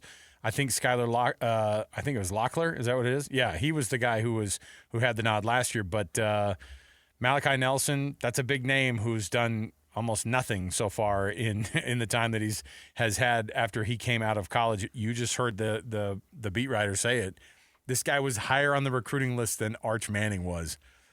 How the mighty have fallen. But, maybe he turns it all around with UTEP. Here's what Bronco said about the quarterbacks. And so, yes, we'd prepared for the previous quarterback, but we also knew there's a quarterback battle. And so we're preparing for this quarterback. And let's face it, many in college football, especially if there's a quarterback battle, sometimes the incumbent returns and takes the job back over. Other times it doesn't. It'd be wise just to prepare for both. And again, we acknowledge both. They're both good football players. But really, there's so much for us to do in our schemes, our strategies, our execution that I can't say it's not relevant who the quarterback is, but it's just short of that in terms of our preparation. Oh, Bronco, come on. Can you give us something, Coach? Your question was also irrelevant. I mean, they might as well say that to these guys. Oh, man. Yeah, I'd say it's not irrelevant who the quarterback is, but it's just short of that. So you just asked the question that was just short of being irrelevant. You might as well not even exist, media member. Goodbye. I forgot about the old days of it's not about them, it's about us. Oh, I know. And it's going to get better, worse? Well, either way. Good news is they have to play the football games. And then he's got to do some media at some point afterward. So there you go. We'll take the break here, and we've got more to go around the corner. When we do return, we've got ourselves a couple things we want to jump into. First of all, the things that are the college football most important boom or bust players of 2025. Guess what? This weekend, featuring a prominent matchup here locally, that's going to obviously we're going to be watching, featuring 2 quarterbacks in that very game. So stay right here. More to go. 97.5 the KSL Sports Zone. Nobody gets you ready for Utah football more than the KSL Sports Zone. Ready? It's a trip to the Rose Bowl for the Utes as they open the season this Saturday at UCLA. Your home for the best coverage of Utah football is right here on 97.5, the KSL Sports Zone. You're locked on to JJ and Alex, presented by G2 G2G Bars on 97.5, the KSL Sports Zone. Welcome back. It's a Ticket Tuesday right here on the program. Thanks for being with us on the show. All you have to do is call us right now. Be calling number 12, 801-575-ZONE. That's 801-575-ZONE, 801-575-9663. What do you win? Family 4-pack of tickets to go see the Salt Lake Bees at their new stadium in South Jordan. Go give it a shot right now. Give them a call. All you have to be is calling number 12, 801-575-ZONE. So players in college football that are important to their team, it's pretty easy to go, oh, yeah, the quarterback. However, it doesn't necessarily mean across the board that these guys are going to be, that the quarterback is going to be the most important position. However, when you start to look at 2025 and some teams are hanging their hat on multiple year transfers or multiple school transfers, some are holding on to people that have been there for a little bit and wanted to establish something going on here. So that's great. But what's weird about all of this is looking at all the different players and their names and the new logos next to them. And really, you've got to hang your hat on some of these players. If you're part of a program, for example, who you look at and you go, okay, what are they going to do? For example, UCLA this weekend. Nico Iamaleava plays quarterback for UCLA. I told myself I'd get better at saying that name, and it's just Iamaleava. I've been practicing. Are you? Iamaleava. Oh, you are? Iamaleava. Nico, I like to affectionately call him. So he's listed in the top 25 most make-or-break players across college football, the most important boom or bust players. I don't know what that means, because the reality is that if your quarterback sucks, you're not going to be very good. Yeah. Now, obviously, he comes in and he's highly touted. I actually read this today. So it's coming out what was being offered to Nico in his camp. And I think his camp is the worst part about all this, because the young man lost a lot of money going to UCLA. And maybe at that point it was too toxic, and what was going on back and forth with Tennessee, he was like, I don't want to deal with this. And maybe that was part of it. But according to reports, he came in and he was already making about $2 million in NIL money that first year. Crazy, right? That's a lot. Apparently, they were asking to double it. They wanted $4 million. Apparently, Tennessee was willing to go into the 2.5 and maybe even low $3 million, but his camp wasn't having it, and then they stuck to it, and then they left. And he's getting $1.2 million now at UCLA, according to On3. That's not a good negotiation. That did not go well. This is the type of – listen, Micah Parsons called. He wants his he wants his agent back. No, I do think that when you get parents involved and family, and I think some of that is exactly what happens, but this is a guy who's coming in, and the chip on his shoulder is large enough to where you go, oh, this guy could absolutely blow the doors off of this thing. He could change the entire UCLA program as to kind of the direction it was going. Absolutely. And so, but if he comes in and his hype is bigger than what he can do on the field anymore, then we're talking something different here. I think that both he and Devin Dampier, who are both listed as kind of these make or break or bust, Devin Dampier's number 2 on the list. Most important boom or bust players of 2025, according to this writing by CBS Sports. Ty Simpson at Alabama, their quarterback, is the only player listed higher than Devin Dampier on this list of biggest boom or bust kind of quarterbacks or list of players across college football. That's wild to me, because to me, there's a lot more on the line if you're a guy like Nico. But Devin Dampier, I mean, here's the thing. We haven't really discussed this because we think a lot of this young man, and we think that you couldn't get worse than that offense last year. Let's say they go backward. Let's say there's an injury. Let's say this kid does not solidify himself as that amazing player. I doubt that that's going to happen. Let's say he throws 12 touchdowns but 12 picks again. Yeah, maybe his passing game hasn't stepped up. Guess what? Utah might be 5-7, just like New Mexico was last year. If that were to happen, then what? Then you've got another quarterback competition next year, and all of a sudden Isaac Wilson may have an opportunity that wasn't expected to be had, or they go in the portal again. If he's struggling, they would bench him midseason, though, right? Then you'd see Bird Ficklin or you'd see Isaac Wilson.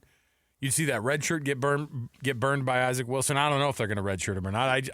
That's what I'm like hoping is that Devin Dampier has a good enough year that he could. That would be 3 straight years of Utah playing multiple quarterbacks. It's not a recipe for success, and it would be a disaster.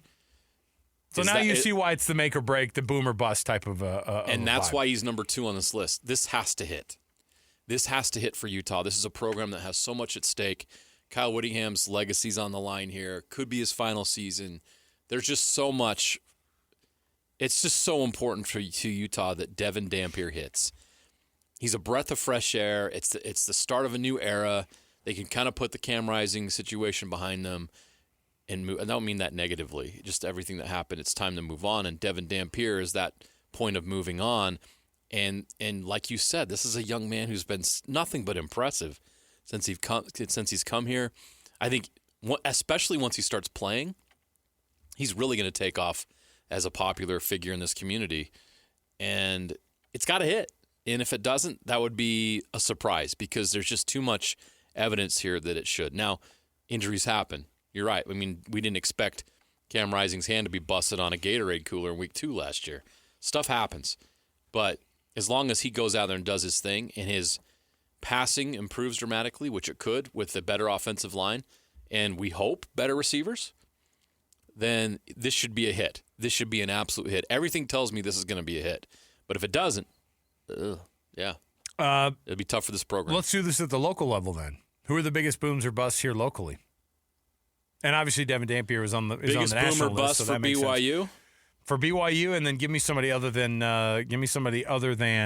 Devin Dampier in Utah, and then we'll even hit Utah State. Although I think Utah State's pretty easy. I'm not going to go individual for BYU. What if the defense doesn't force turnovers and isn't as disruptive as they were last year? And they don't give the support that Bear Bachmeier needs from that defense to keep the score down while he goes through his learning. What if BYU's defense doesn't pop like it did last year? That's pretty wild. Now, that would be a shock, right? But that's what we're talking about. What happened last year for BYU was the boom. The defense forced 29 turnovers. 29. How many games did they win because of that? A lot. Yeah. That defense was awesome, and it made up for some of the ups and downs that Jake Retzloff went through on the offensive side of the ball. Do you remember how What good? if that's cut in half this year? Do you remember how good? It wasn't even just the defense, too. Special teams were huge. Oh, my last gosh. year. They got an All-American kicker. Parker Kingston's one of the best punt returners in the country. They had the best kick returner in the country, yes. No, he's not there anymore. I know. It's tough. Do they have big plays on special teams? Do they get the big field goals from Farron? Defense and the special teams unit turned that entire Kansas State game around, which you could make the argument like that's when people really started believing. Remember about 5 minutes before halftime how things were going for BYU offensively? It was stale at the very least. And it was kind of weird because Kansas State was moving the ball way better than the score indicated. Mm-hmm. And things got so out of hand so quickly that score flipped so fast that we went, oh, I bet that Kansas State can't come back from this. And as soon as they came out of the gates, they had some sort of crazy juice, right? BYU did. And it lasted all season long, basically. They rode the wave. That was a huge moment. It was a huge momentum swing. Yep. And I think it's a good call with the defense. I would say, though, that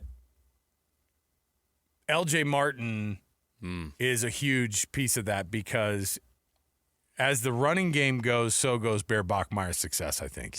I agree. Speaking of an injury to Dampier, what if LJ Martin gets hurt? What if he's not healthy? And their depth on the running back position is not what it was last year. Yeah, and Sione Moa is a great player, but you're right. It falls off big time. I don't even think it falls off a ton. I mean, LJ Martin is definitely the guy. Depth. It would have you concerned, right? Well, I'll tell you, going from Sione Moa to the next couple of guys is, one, they don't have as many guys in the running back room as they've had in the past, and two, the talent falls off and the experience definitely falls off. Yeah. But maybe we're wrong. We'll see. I think for Utah, if it's not Devin Dampier, I really hope that Lander Barton has a phenomenal year. But he didn't have an exceptional year last year, and He's coming off a serious injury, and that defense was still pretty darn good. He was still disruptive. Yeah. But he didn't start hitting until later in the year. I don't think he's a make or break guy. guy. That pick six against Iowa State was where that first moment. Where, Lander's back. Yeah, I don't think he's a make or break guy. I don't either. Oof. Yeah, maybe it's Wayshawn Parker. I mean, maybe that's the easy pick too. After Devin Dampier is just such the easy pick, right? And it Right. really is. It is about Dampier, 100% with with Utah. And I didn't go Bear because I think you have a certain expectation of a true freshman quarterback, and he can only exceed that. I think for BYU, everything else matters. You're right with LJ Martin. I went defense. That defense has to be like they were last year, because if they're not, then you're going to ask a lot more out of an offense that has a true freshman quarterback running it. And 2 years ago, you saw what happened with that when you brought in an inexperienced quarterback with a defense that was struggling to make disruptive plays. So that's going to be key for BYU, I think. Utah State, I mean, we are all talking about Bryson Barnes. How good can he be? This is his last run, his last rodeo, no pun intended, to go out and lead this program in what could be a very, very positive future under Bronco Mendenhall. Kind of that bridge quarterback into this new era for Utah State and the Pac-12 that starts next year. That's pretty easy, I think, as well, that it starts with Bryson. If Bryson has a great year, then Utah State can exceed expectation. Let's take a break here. We'll come back. We've got more to go. We have a top 10 you don't want to miss next. So stay right here with us. We've got lots going on right here in studio. You can catch us online. You can download the podcast wherever you find podcasts. You can also stream the show live, KSLSports.com. You can go to the YouTube page, go to the KSL Sports YouTube page and take a look and take a dip into the studio right there. More to go around the corner, 97.5 the KSL Sports Zone. Complete game coverage of the Cougars is right here on the KSL Sports Zone. The Cougars open the season at home at LaVell Edwards Stadium as they welcome in Portland State. Your home for the best coverage of Cougar football is right here on 97.5, the KSL Sports Zone. You're locked on to JJ and Alex, presented by G2G Bars on 97.5, the KSL Sports Zone. Welcome back, JJ and Alex, 97.5 the KSL Sports Zone. Alex, Kirry, Jeremiah, Jensen, thanks for being with us, everybody. You can nominate a youth sports volunteer that you know for the Hercules Hero of the Week award. How does it work? You go to KSLSports.com/contest. You listen every Thursday, and we read off a winner based off of your nominations. KSLSports.com/contest. We celebrate the efforts of those youth sports volunteers who do an awesome job. It's the Hercules Hero of the Week program brought to you by Hercules First Federal Credit Union and Beehive Meals. There you go. JJ, got a top 10 here for you.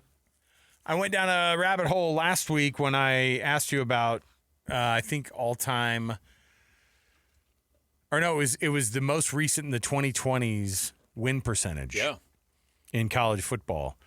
I went down a weird rabbit hole of looking at best and worst teams across like all the leagues and stuff like that. And I thought, well, I don't want to do this every day, but I'm going to ask you the losingest by win percentage programs. I say programs, franchises in NFL history. NFL history. Worst programs in NFL history. Losingest franchises. Bottom 10, basically. Bottom 10. Okay. On your mark. On our producer, Alex Napolis, I mean, he doesn't appear interested these days in trying to help you out. It seems like he doesn't really care if you fail on something, then he pretends like I didn't have anything to do with it. That's fine. You're going to participate this time? I will participate. There are teams on this list. You are familiar with these NFL teams. I mean, there's only 32. We just got to come up with 10. You got to come up with 10. Don't name 32 teams in the next minute. I will. I won't. I'm not going to never do this again. Cowboys. We're never going to do this again. All right. Losingest by winning percentage all time franchises in the NFL. On your mark, set, go. Browns, Cardinals. Well, hold on. Browns. Are you seriously asking me to hold on? Ding on the Browns are Colts. Chargers. Lions. Ding. The Rams. The Seahawks. How dare you? And no. An absolute no. Oh. Texans. Ding. The Jags. Ding. Bengals. Tampa Bay, Ding. question mark? What'd you say? Buccaneers. Ding! Tampa Bay Buccaneers, yeah. Falcons. Ding! Who's left? Panthers. Ooh. Ding!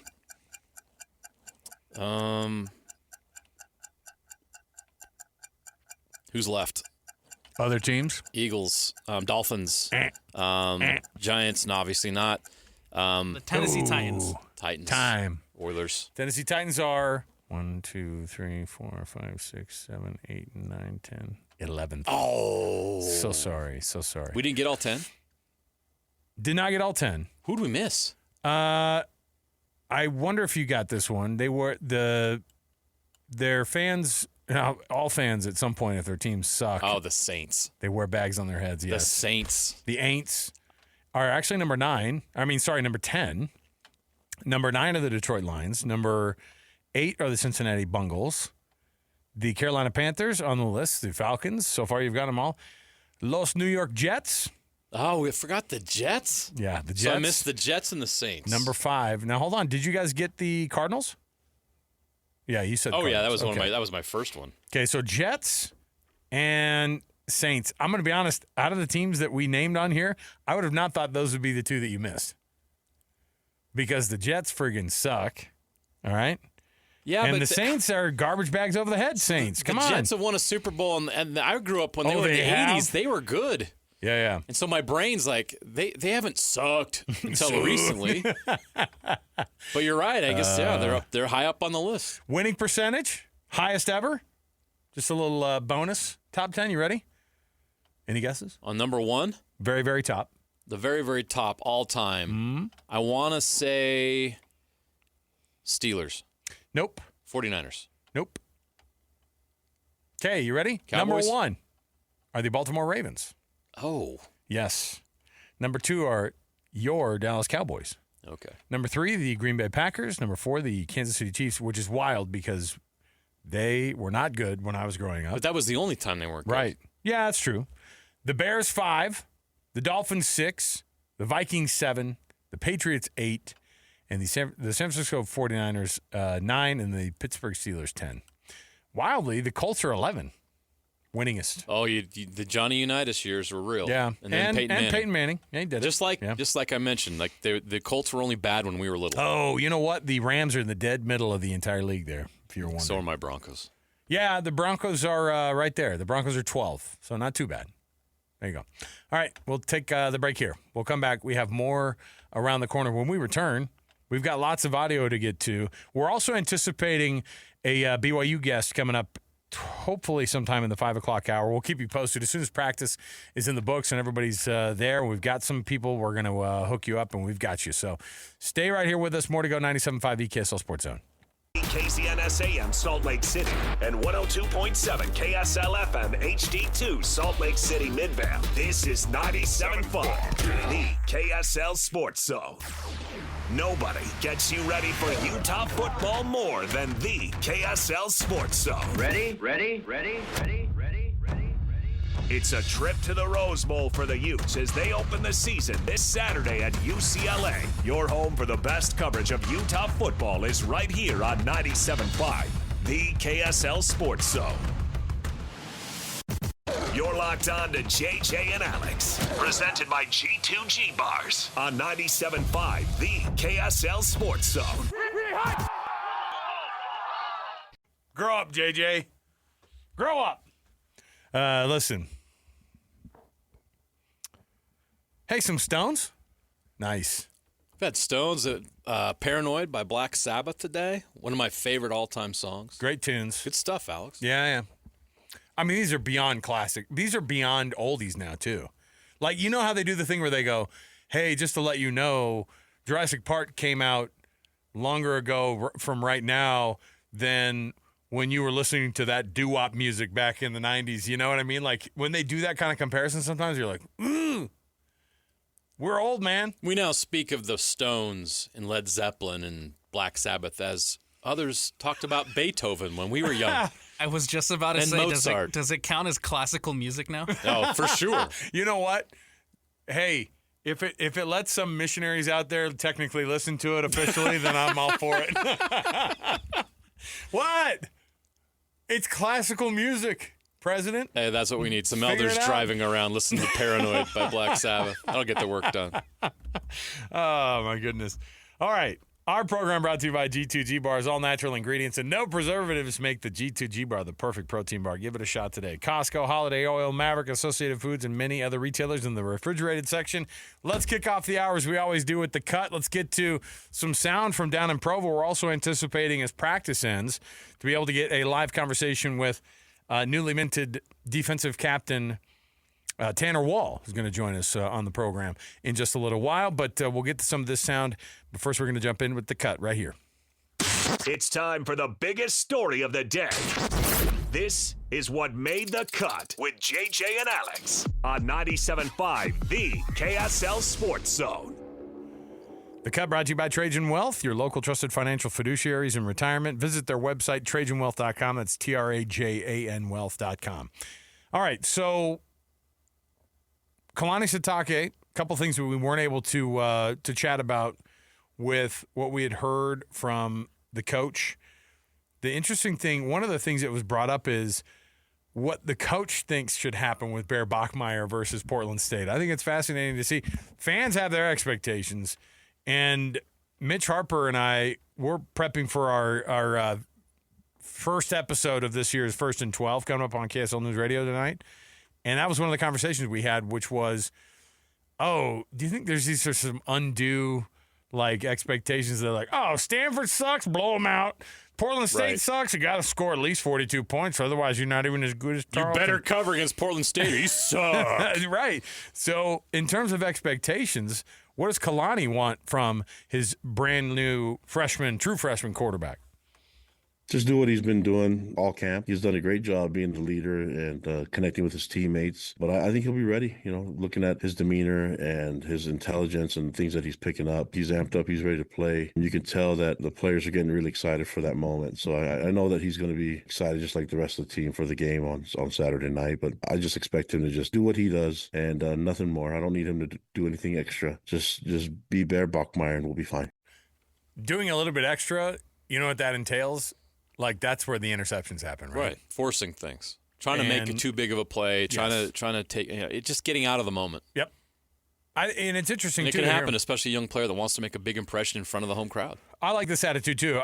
And you've brought it up. You're like, look, you can't avoid the fact you're going to be in front of 65,000 people, and they're going to be chanting Bear, and they're going to be watching and going. And there's going to be some randos in the stands who are going to go, well, I told you we should have gone with this guy or that guy, But the reality is that I like the way Kalani approaches this. It's like, well, guess what? There's a reason he won the quarterback battle. He does a really freaking good job. Have you seen all the floating around about his number 47 on social media? Not just here. Nationally now, people are going, what the heck is going on in Everybody's Provo? fascinated by a 47 quarterback, yeah. We were this close to being weirded out by Devin Brown as a number 33 at Ohio State getting that start. That looks totally normal compared to a 47. But it's funny because I think people here locally are already over it. They're like, oh, yeah. People moved on from it. It's fine. Wear the number 47. It's all good. Here's Kalani on their trench play because obviously you win there and that does a lot for you going forward with your brand new quarterback, but also being able to get to the opposing quarterback. I feel good about them. I mean, they've been battling each other, so they're either really, really good or really, really bad. So there's been some really good battles, so that's hard to tell sometimes, But I have a good feeling that it can be a good thing, but not perfect. But we want to be as good as we can and perform as best we can this game one. So nowhere in the middle. Could be really, really bad or really, really good. Dang. I know. I think it's always funny to hear that kind of stuff and to understand kind of what is going on in these coaches' minds. And some of it is just 100% they're reacting right then to what happened in practice. They're like, yeah, it looked like crap today. Yeah. Terrible. We got a lot of work to get done because you don't have any game film to go off of. So now you just overreact on things, the little things here and there in practice that they may or may not be doing well. These guys are so freaking sick of running plays up against one another. They are. They all hate it. Even though they face each other all day, they know their tendencies. They know exactly what they do. So at this point, they're not really getting the type of looks that they really want because it's not a normal look. It's just what they've been seeing all year. And it's a great defense that the offense has been facing off against and vice versa. But they know each other. They know each other too well. Jack Kelly, newly minted defensive captain. And like I said, we're trying to get Tanner Wall on here live. As soon as he comes on off of the practice field, we'll get him on here. But here's what Jack Kelly had to say about what he's done to get himself better. And also, everybody, it's almost like you can't mention Jack Kelly without mentioning Isaiah Glasker. I would say understanding the full playbook. Obviously, we knew our assignments last year, but now we're understanding where safeties are dropping, corners are going. So it kind of helps us better with run fits, certain things just to where to fit because we know where the safeties or corners are going to fit off of us. So just playing at a faster, higher level now. You've got position groups where you might be worried about what the depth looks like and whatever. This position group is one that I think people are super excited for because these are potential All-American, potential all Big 12 performers right here, and I think everybody's looking forward to see what the iteration of what Jay Hill wants to do with Jack Kelly going forward because I think they're going to be asking him to get to the quarterback a lot more in this new kind of set of defense. Yeah, they got to be more. They got to be disruptive. Last year, they were very disruptive, and that was why we're talking so much about Jack Kelly and Isaiah Glasker now because they were terrific last year and they were able to force a lot of turnovers. 29 takeaways last year for this defense. You want to see it again. And BYU fans, be greedy. Ask them to do it again. And I think if they do that, then BYU is going to have a lot of success this season. Sit down to Provo, straight off of the practice field during a game week, prepping for an actual opponent. He is Tanner Wall, one of the newly minted captains of this BYU team. Tanner, thanks for being with us on the program. How's this actual game prep stuff going for you guys? You don't have to just go off against one another. You have an actual opponent you're prepping for, man. I know. It's pretty great. It's nice knowing that this weekend we'll be out there in the stadium tackling guys not wearing helmets with a BYU sticker on them. We're stoked for that. And I think BYU fans can't wait for Saturday, and I know you guys can't wait, and we're all excited to have college football here.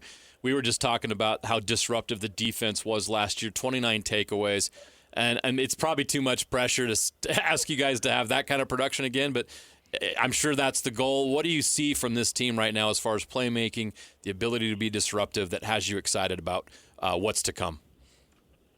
Yeah. I mean, our expectation is to perform similar to how we did last year, and we know that takeaways were a huge part of our success. So we're continuing to emphasize that in all of our drills, and especially in our team stuff, just finding ways to take away the ball. And, we're always going to do that by playing tight coverage on the outside, with our corners and our nickels, when we're in tight spaces and there's tip balls or overthrows, we're going to be in the right spot to, go get those. And then the D-line, they're going to get their hands up. They're going to get in the passing lane and tip balls too. And then obviously we have an exotic blitz package where we have a lot of confusing looks that offensive linemen are going to have to figure out how to pick up, and a lot of times they won't. So we're going to get a lot of hits on the quarterback and get a lot of good pressure. So a combination of all of those things, we're expecting to get a lot of turnovers again this year.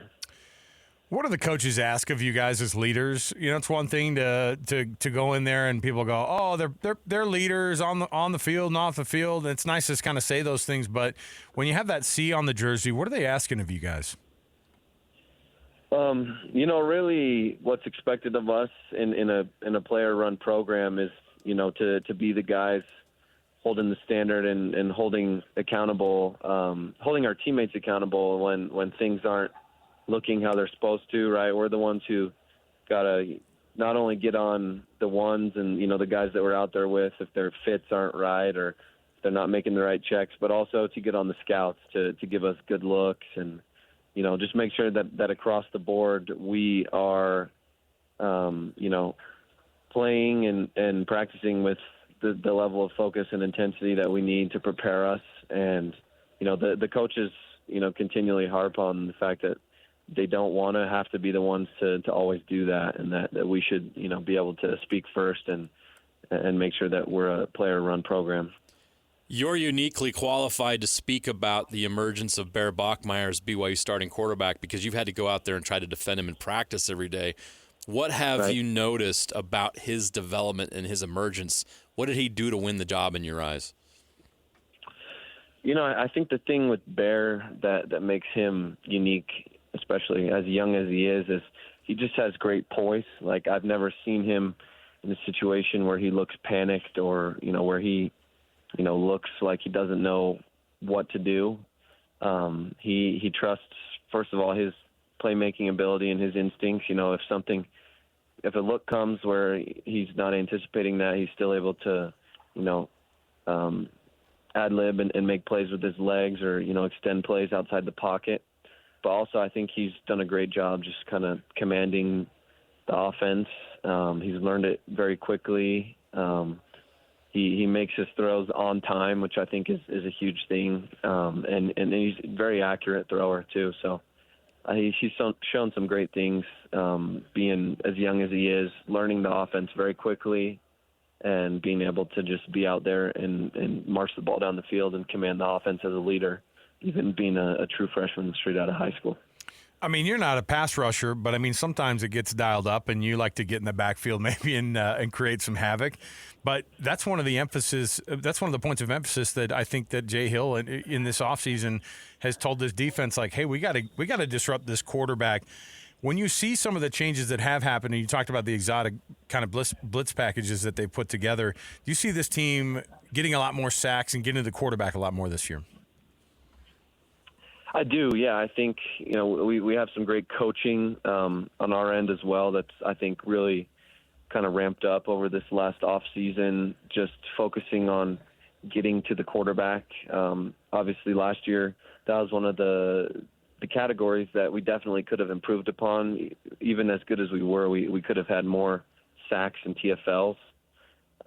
So, yeah, we're across the board, whether it's the, defensive ends, our OE position, our SAMs, our backers, our safeties, even the nickels blitzing.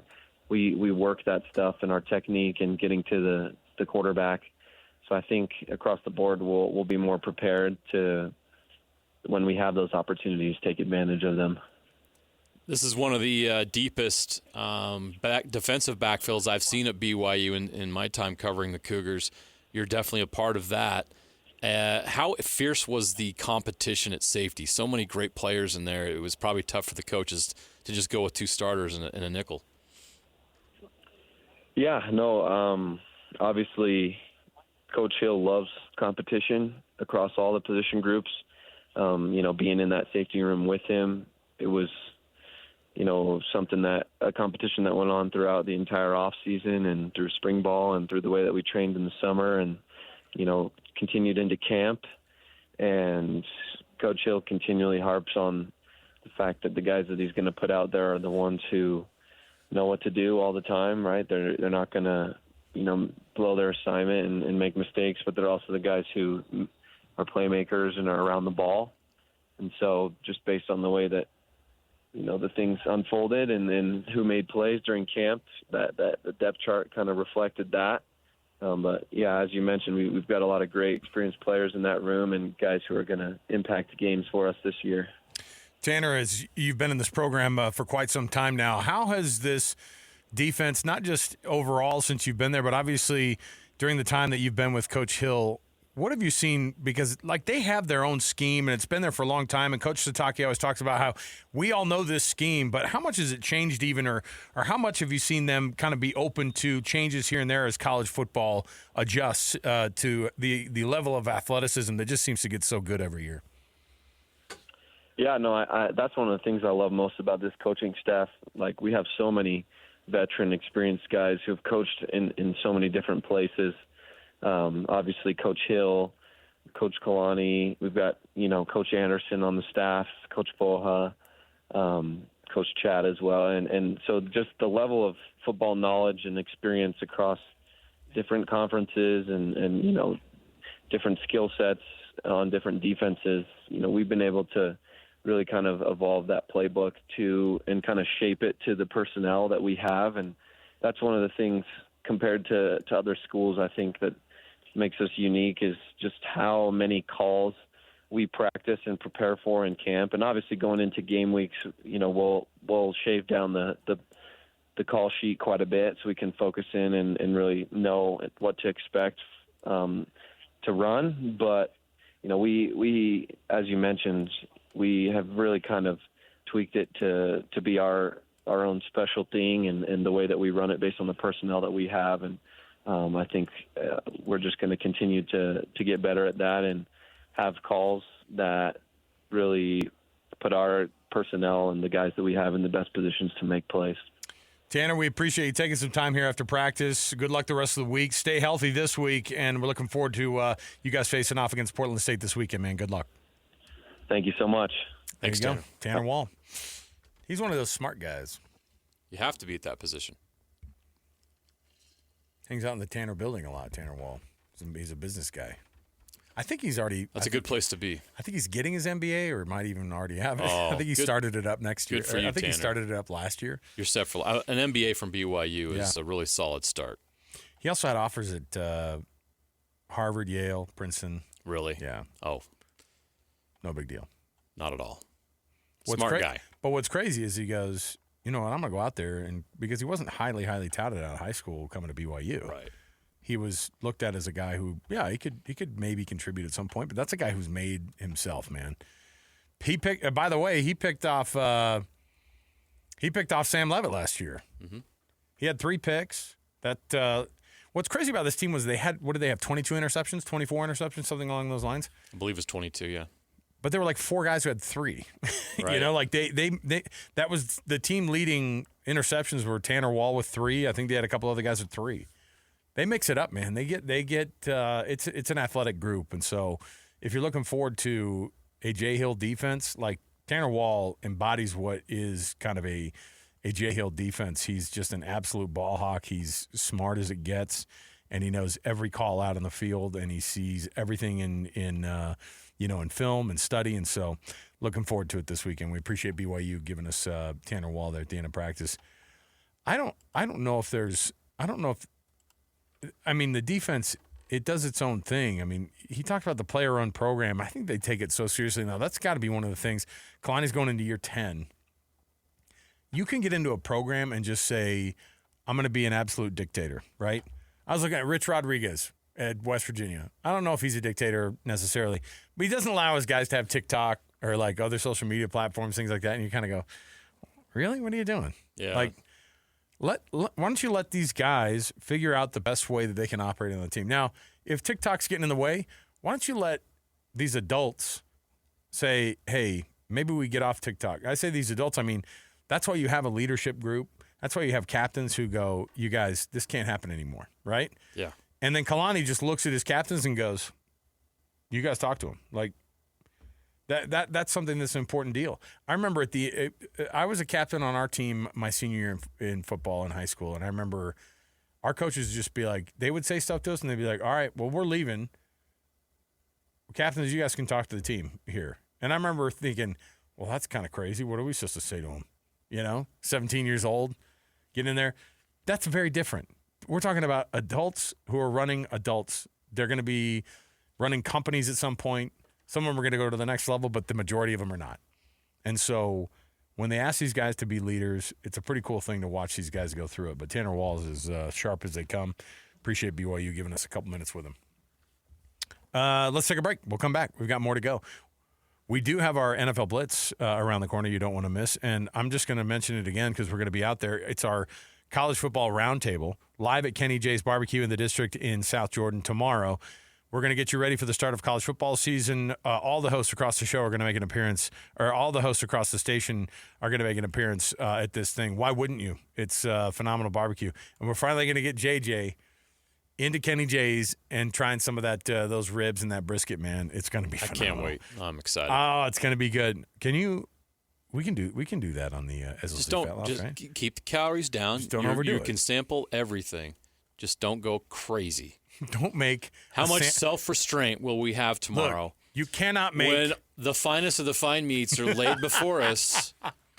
Finest of the fine meats, and we have to choose. Yeah, we can't just have it all. Now, JJ, what you can't do is take the brisket and put 4 scoops of the smoked mac and cheese with the hatch chilies in it. You can't make a sandwich out of it. You could take 2 things of cornbread. You sure about that? You sure about that? You sure about that? That's carb on carb crime. You have the best ideas. I want the barbecue sandwich that doesn't fly out the window as I drive. All right, we'll come back. We got more to go around the corner. NFL Blitz next. 97.5 EKSL Sports Zone. All the latest news and notes from the league and the locals in the NFL. JJ and Alex bring you the NFL Blitz on 97.5 the KSL Sports Zone.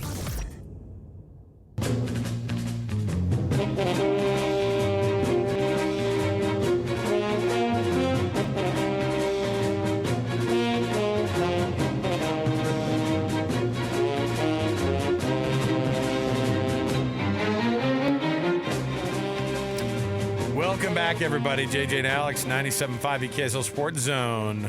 The NFL Blitz, of course, is what that music means.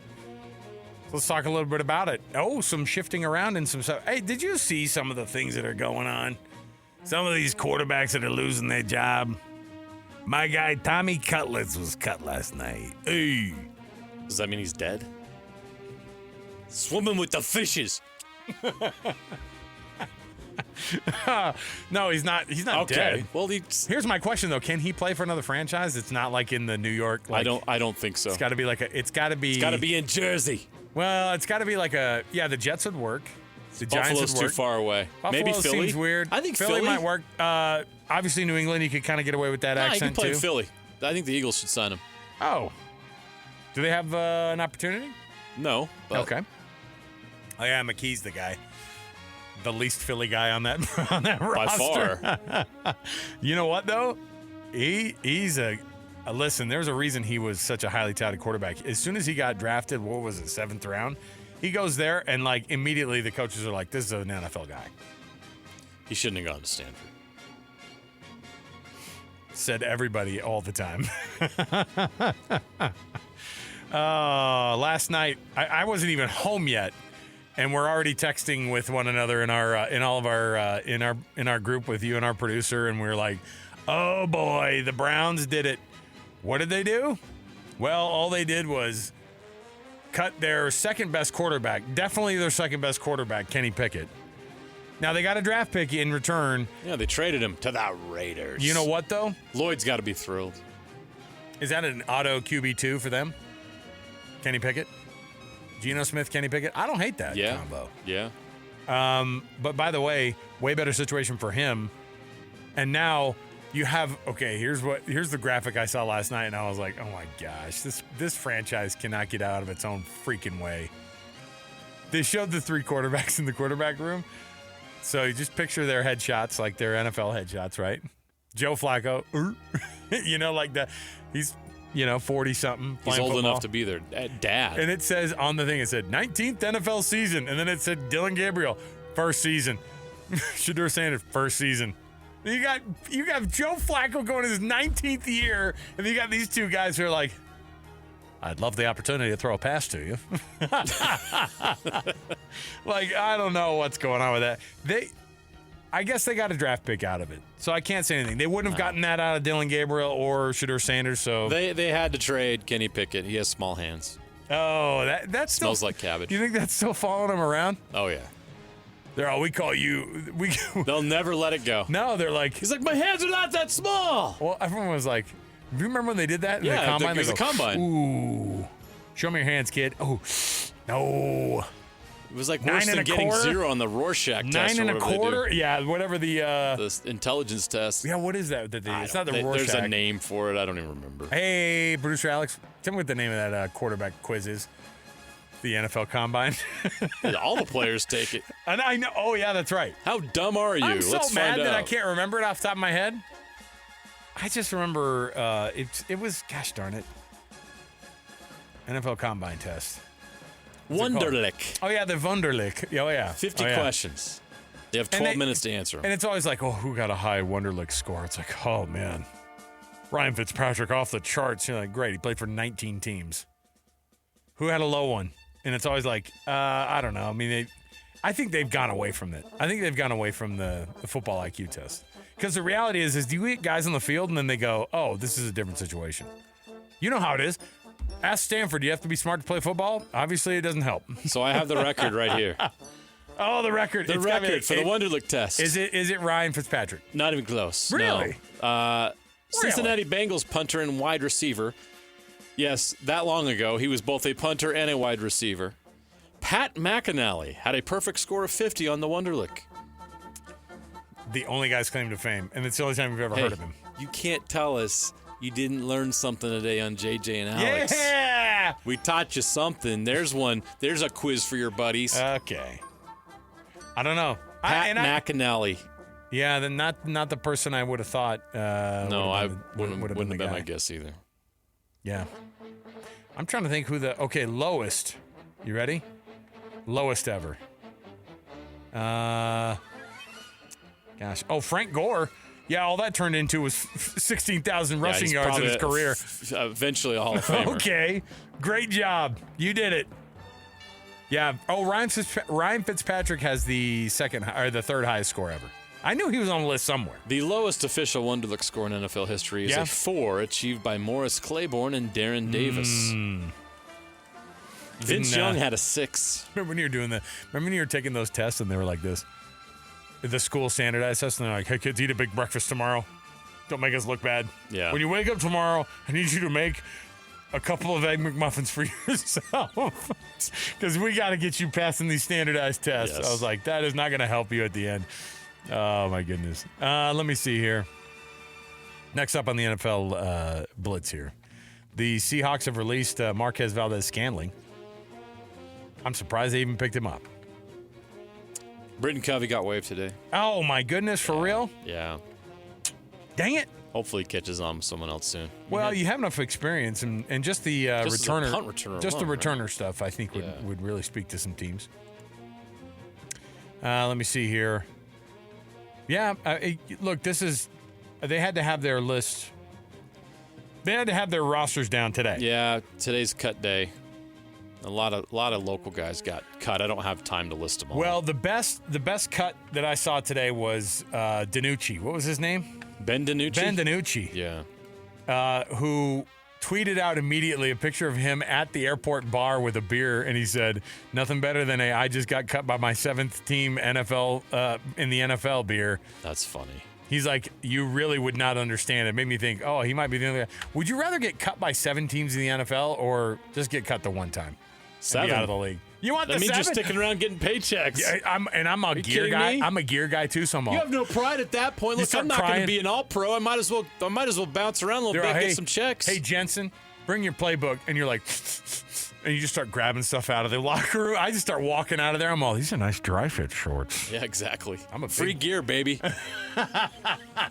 Free swag. So poor Ben DiNucci just got cut by. But you know what he did? He also posted a video. He's doing college football games with CBS starting on Saturday. Oh, how cool is that? See? You know what he did? He posted a video of himself with it getting a package from CBS. He opened it up, and it was the CBS jacket. And he's all right, moving on. He's got a CBS yeah, he's got blazer? The CBS blazer. Oh. I feel like we could get one of those off of. Do you think Temu makes those? It probably says CD. It says CDS on it. You think Jim Nance donates them to Deseret Industries? I get a Jim Nance DI CBS. Just means more. I want that. Hello, friends. I donated it to the Centerville DI. Go find it. We gotta take a Centerville. break. It would be Park City. You know that. DI in Park Jim City? Nance isn't going anywhere near the Taylorsville DI. I just assumed there was no DI. Park City or bus for our good friend Jim Nance. Fine. He won't even come into the valley. Hello, friends. Unless he's on a helicopter. He says hello, friends, from the helicopter. Yeah. Hello, friends. He I have a says it to donation. the megaphone. All right. We'll take a break. We'll come back. We got more to go. We'll wrap this hour up with our best and worst. You don't want to miss it. Stay here. 97.5 The KSL Sports Zone. Wrapping up the hour with our picks for the best and worst moments on today's show. As JJ and Alex want to hear your best and worst of the day.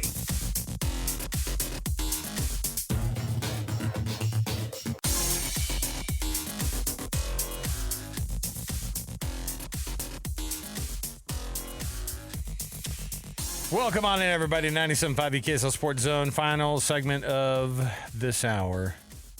What do we have for you? Oh, just some stuff to give away. No problem. Let me see here. First, I'm going to tell you we're going to be at the district tomorrow at Kenny J's Barbecue. I don't know if you've heard that yet. JJ, we're going to be out there. College Football Roundtable, live from 3 to 6. Don't want to miss it. At the District, you've got your Kenny J's Barbecue. We're excited about it. Can't wait to see you out there. Come out, let's talk some college football, and let's get this thing going. And on top of it, Hans and Scotty on Thursday are going to have their Ute preview show. It's brought to you by Beehive Meals. And there you go. Do I have tickets right here to give away, too? Oh, boy. It's a Ticket Tuesday. I got some freebies for you. You ready for this? Call number 12. You don't have to answer any questions or anything. You don't have to talk to PK. None of that. Let's go.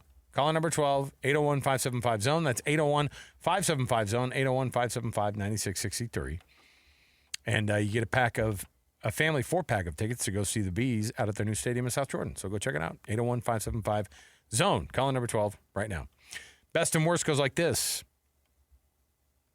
Now, this is kind of fun. I love that they're doing this. Major League Baseball starts up their season next year on March 25th. It's the earliest opening day that they've ever had, except for like international games, I guess. But what makes this one interesting is that the National League Giants are going to be hosting the American League Yankees. We don't see that right off of the bat. JJ, I love the interleague play. I love the interleague play. I like there's a historic, kind of tie to it. Yankees going to San Francisco to start the season off.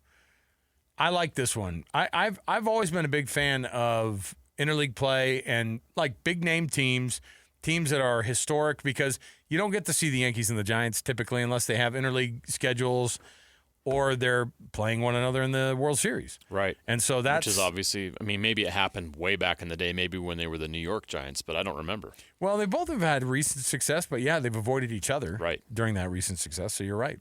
I like it, and I want to see more of that. Frankly, give me the Subway Series 4 times a year. You know what I mean? Well, here soon they might be in the same division. I started seeing some of that stuff. Is that a real thing that they're looking at? Yeah. So if and when expansion happens, the commissioner said it recently, and hopefully Utah's involved in that, it's an opportunity for them to completely realign. Yeah, and they're going to do it radically. They want things to be more geographical. Listen. There could be no more American League and National League.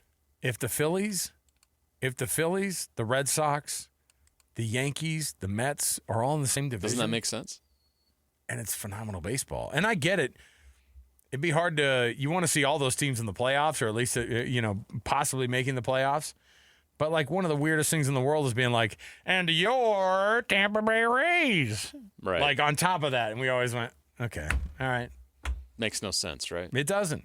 So there you go. It'll be good it'll be good when it happens in the future. I did see one of those graphics, and I was a little bit pissed because they put on there, as a placeholder, Portland. Boo! I know. Not I was gonna happen. What is happening here? Why'd you do that? Portland and their stupid tram. You do that? It's not going to happen. They're and you'll be able to take the tram in the outfield. Oh. Fun. Can't wait. Good luck, Portland. The worst is that Ohio State has barred Dave Portnoy, who, of course, is the El Presidente for Barstool Sports. They're not allowing him to come in. I don't know if you know this. He's a Michigan guy. He only mentions it every 5 seconds. Didn't know that. But, of course, Ohio State does not want him at the stadium ahead of the Texas game. Why? Because he's now part of Big Noon Kickoff. No better way to give the middle finger to a Michigan man than saying, yeah, you're part of Big Noon Kickoff, but not in this stadium. You banned. I think it's all made up. You think so? Oh, it's totally a publicity stunt. By who? Oh, by Dave Portnoy. You know. Oh, come on. It's not the first time this guy's done stuff like this. It's 100% just a stunt. Well, then why apparently is it... Ohio State didn't ban him. Oh, is that what they're confused? Oh, okay. Well, their whole thing is that they... Portnoy's trying to just... It's his first appearance on the show. Yeah, I wanted him banned. Do you know what? I mean, outside of Dana White, who's better at publicity in the sports world than Dave Portnoy? I can think of only one person who's the absolute best in the sports world. Nobody's better. Former owner of the New Jersey Generals, right? And we know how that went. What an owner. All right, we'll take a break the best here. owner. The best. Nobody's ever been better. Nobody's been better. We'll take the break here. All right, it's a good time to do it. We almost crossed that political line. We won't do that again. More to go around the corner. 97.5 EKSL Sports Zone.